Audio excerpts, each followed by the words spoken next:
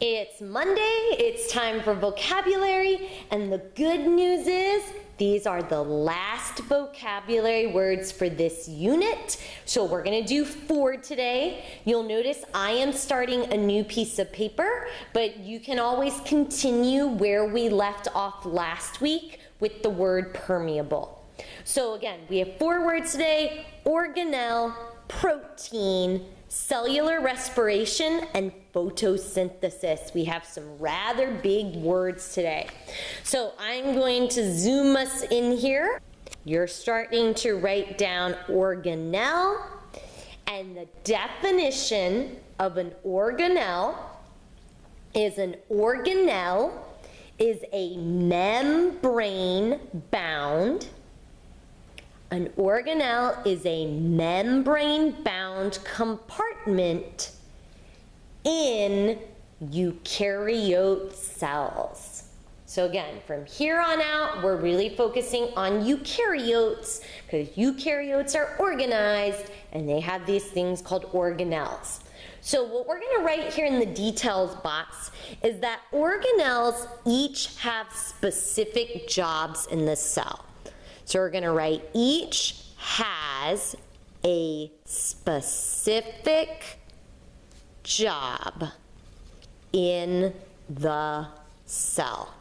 So each organelle has a specific job to do. And guess what? We already learned about one of these last week, although I didn't officially call it an organelle last week. So the nucleus is definitely an organelle.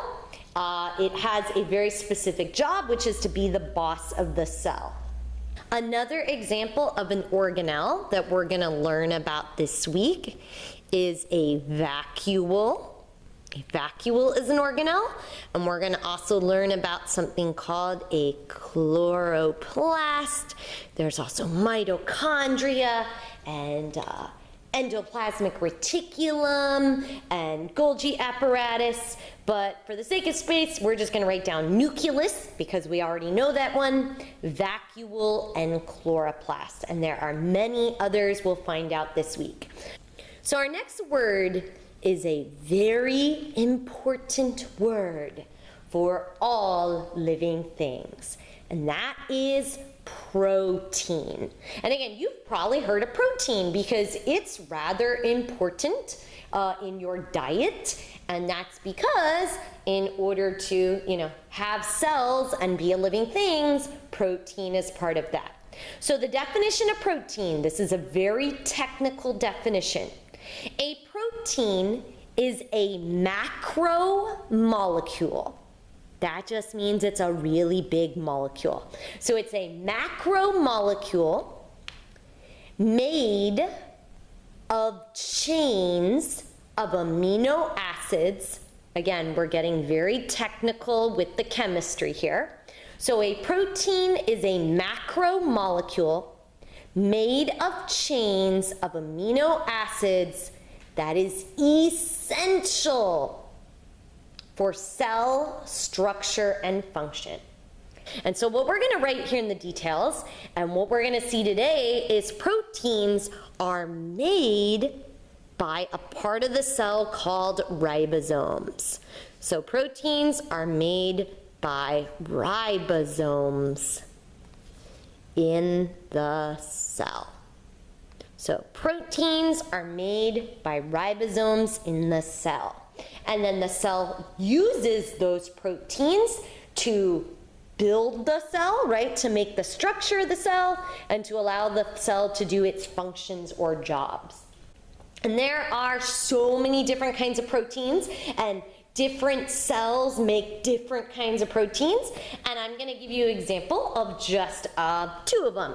So one of the proteins that maybe you've heard of before is a protein called keratin.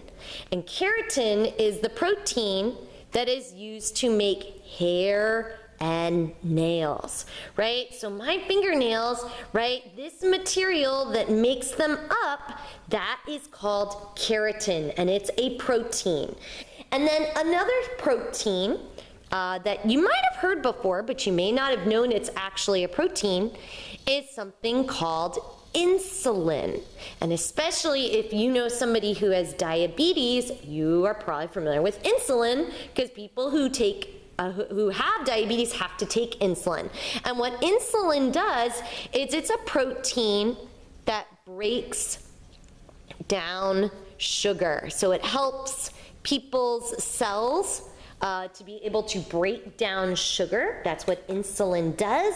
So keratin and insulin are just two examples of the hundreds of kinds of proteins that are out there that help the cell's structure and the cell's function.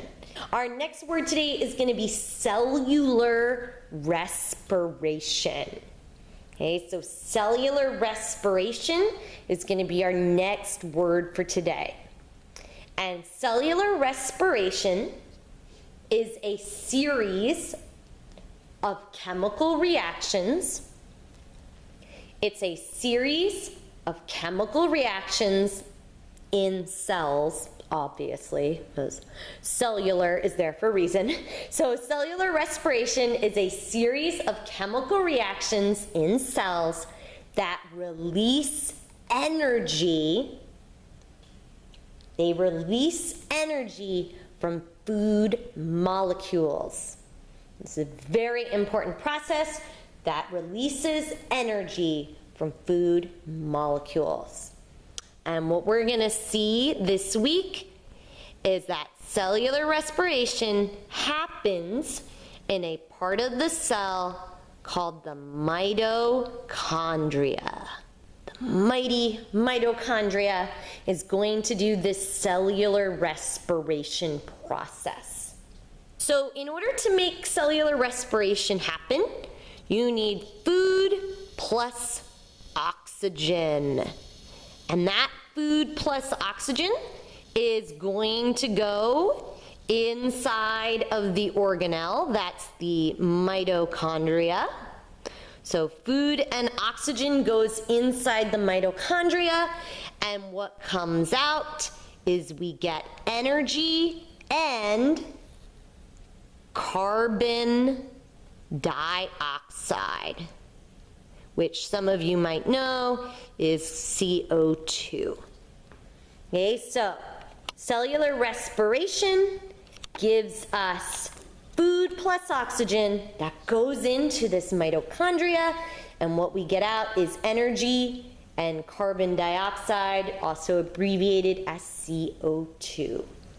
And then our last word is going to be a big word known as photosynthesis. So photo, P-H-O-T-O, and then synthesis. It literally means light putting together. So putting things together because of light. So photosynthesis is a series of chemical reactions. Photosynthesis is a series of chemical reactions in plants and other organisms that use sunlight. So a series of chemical reactions that use sunlight to build glucose, also known as food. So a series of chemical reactions in plants and other organisms that use sunlight to build glucose, also known as food.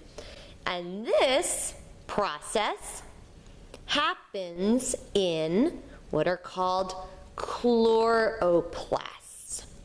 So photosynthesis happens in chloroplasts. That's going to be one of the compartments of the cell that does this work. So first, you need sun. You also need water.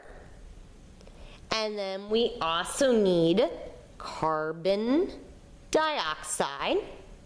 So these three ingredients, they're going to go inside of a chloroplast.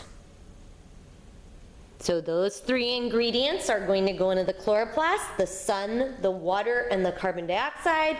And what we're going to get out is we're going to get food, which is called glucose and oxygen. So the chloroplast does the chemical reaction of photosynthesis, and we get out food in the form of glucose and oxygen. And I'll just point out, you might notice, hey, wait a minute, oxygen here, oxygen up there, right? Carbon dioxide here, carbon dioxide there. Oh, so photosynthesis and cellular respiration are pretty closely related. Yeah, they need each other. And that's something we'll be exploring this week. We did 4 words today: organelle, protein, cellular respiration, and photosynthesis. I will leave this up here while I call on people to tell me the word that goes with the definition.